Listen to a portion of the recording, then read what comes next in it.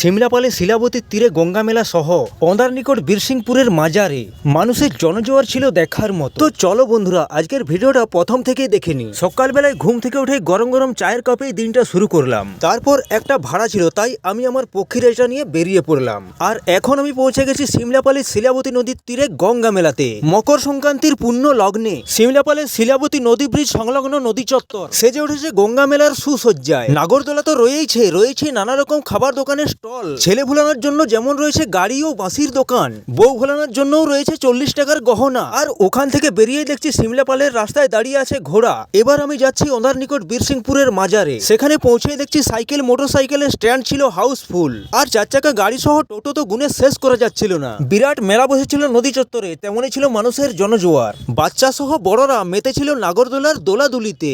মেলাতে ছিল কলা, জলালু, পেয়ারা সহ নানা রকম ফলের দোকান। তেমনই ছিল কুভার মাটির খেলনা, ছোট বড় হাড়ি সহ নানা রকম মাটির পাত্রের প্রচুর দোকান। কাঠের তৈরি বাচ্চাদের নানা রকম খেলনা তো ছিলই, তার সাথে ছিল ঘুরতে ঘুরতে ধরো নদী তীরেই চলছিল রান্না এবং খাওয়া দাওয়া। তার সাথে পাপড়ি চাট ও ফুচকার দোকানগুলি ছিল জমজমাট। মেলাতে আগত বাচ্চারা যখন আনন্দ ফুর্তিতে মেতেছিল, তখনই নজর পড়লো একটা সাধারণ বাচ্চার অসাধারণ জীবন সংগ্রাম। গরিবদের জীবনটা যে কত কঠিন, এই বাচ্চাটার চোখ মুখটা স্পষ্ট বলে দিচ্ছে। শৈশবের আনন্দ হারিয়ে গেছে, কাঁধে উঠেছে সংসারের বোঝা। তুমি যেই হও, তোমাকে আমি স্যালুট জানাই। আর তার সাথে সাথে আজকের ভিডিওটা এখানেই শেষ করছি। তো বন্ধুরা, সকলেই ভালো থেকো। আমার ভিডিও ভালো লাগলে আমাকে ফলো করে আমার পাশে থেকো।